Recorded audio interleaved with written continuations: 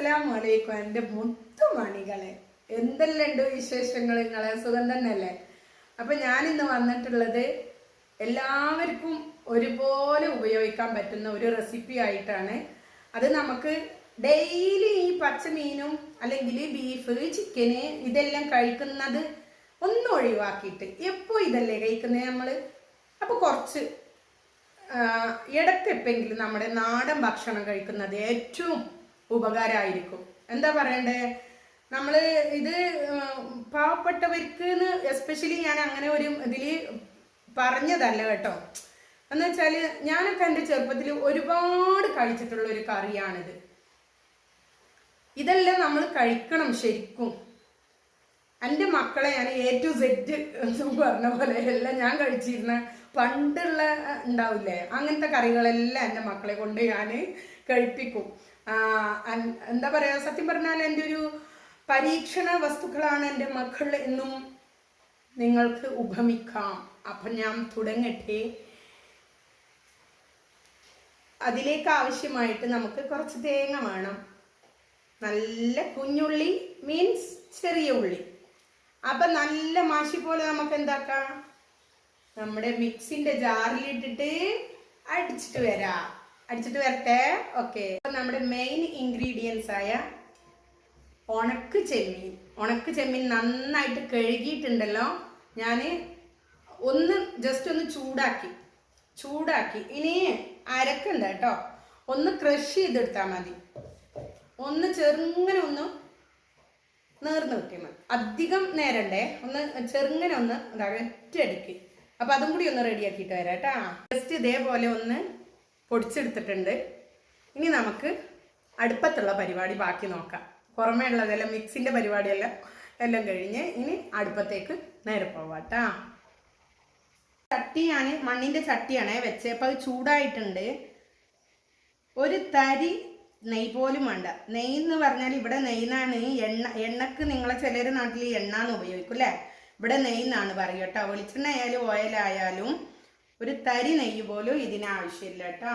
അപ്പോൾ പുളി പിഴിയട്ടെ.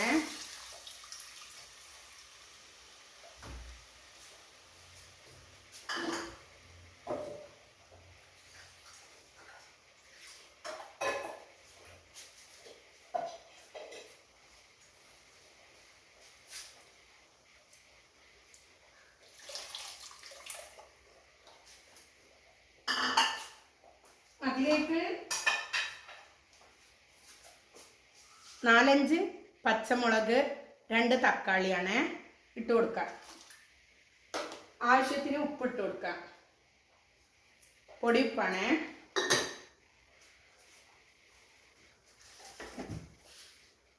ഒരു ടീസ്പൂൺ മുളക് പൊടി ഇട്ട് കൊടുക്കുക.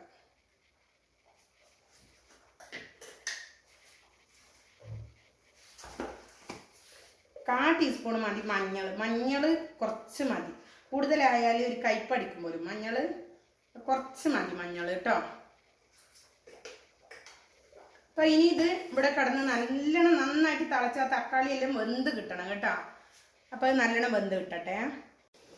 അപ്പം ഇതാ നല്ലോണം വറ്റിയിട്ടുണ്ട് കേട്ടോ, നല്ലോണം വറ്റി വന്നിട്ടുണ്ട്. ഓക്കെ, അപ്പം അതിലേക്ക് നമ്മൾ ഫസ്റ്റ് ചെമ്മീൻ ഇട്ട് കൊടുക്കാം. ഉണക്ക് ചെമ്മീനില്ലേ, അതിട്ട് കൊടുക്കാം. അന്നേരം തന്നെ തിളക്കാനൊന്നും കാത്തിക്കണ്ട കേട്ടോ. എന്താക്കാം, നമ്മുടെ തേങ്ങ ഇല്ലേ, അരച്ച തേങ്ങ അത് ഒഴിച്ചു കൊടുക്കട്ടോ.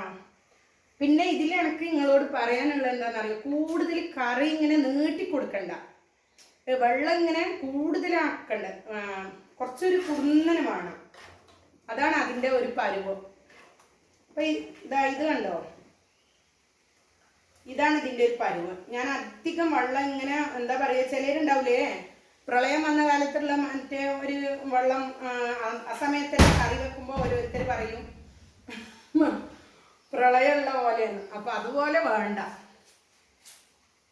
ഇവിടെ സൗണ്ട്, വാതിലടയുന്ന സൗണ്ട് കേൾക്കുന്നില്ലേ, നല്ല കാറ്റും മഴയും ഒക്കെ ഉണ്ട് കേട്ടോ.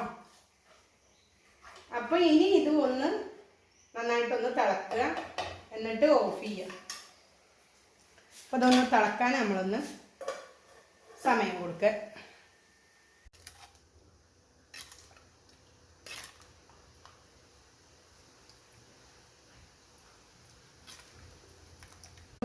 നല്ലോണം തിളച്ച് നല്ല കുറുന്നനെ നല്ല പരുവായി വന്നിട്ട് കാണുന്നുണ്ടാ? ഞാനൊരു പ്ലേറ്റിൽ എടുത്തിട്ട് കാണിച്ചു തരാം. നല്ല ടേസ്റ്റ് കേട്ടാ. ഈ ഒരു കറി മാത്രം മതി നമുക്ക്, വേറെ ഒന്നും വേണ്ട. ഭയങ്കര ടേസ്റ്റ്, എനിക്ക് ഭയങ്കര ഇഷ്ടമാണ്. എൻ്റെ ചെറുതിൽ ഞാൻ ഒരുപാട് ഇതും കൂട്ടിയിട്ട് കുറേ ചോറ് തിന്നിട്ടുണ്ട്. അപ്പോൾ ഇവിടെ മായിൽ വന്നിട്ടുണ്ടല്ലോ, പിന്നെ പെട്ടെന്ന് നമുക്ക് കിട്ടുന്നത് ഇങ്ങനെ ഉണക്ക് ചെമ്മീനാണ്. പിന്നെ എന്താ പറയുക, മലപ്പുറം അങ്ങോട്ടെല്ലാം എല്ലാ മാതിരി ഉണക്കെല്ലാം കിട്ടും. പക്ഷേങ്കിൽ നമുക്ക് കിട്ടുന്നത് അധികം ഇതാണ്. ഇവിടെ മായിൽ അധികം പച്ചമീനാണ് കിട്ടുക. അപ്പം ഇതും കൊണ്ടാക്കിയ കറിയാണ്. ഇനി ഇതുകൊണ്ട് നല്ലൊരു ചോറ് എന്താ പറയുക അരച്ചു വെക്കട്ടെ. എൻ്റെ മക്കൾക്കും ഭയങ്കര ഇഷ്ടമാണ്. അപ്പോൾ എന്താ പറയണ്ടേ, നിങ്ങൾക്ക് എല്ലാവർക്കും എൻ്റെ ഈ റെസിപ്പി ഇഷ്ടമായിട്ടുണ്ടെങ്കിൽ നിങ്ങൾ കമൻറ്റ് ചെയ്യേ, ഇഷ്ടപ്പെട്ടിട്ടുണ്ടെങ്കിൽ കമൻറ്റ് ചെയ്യേ. പിന്നെന്താ,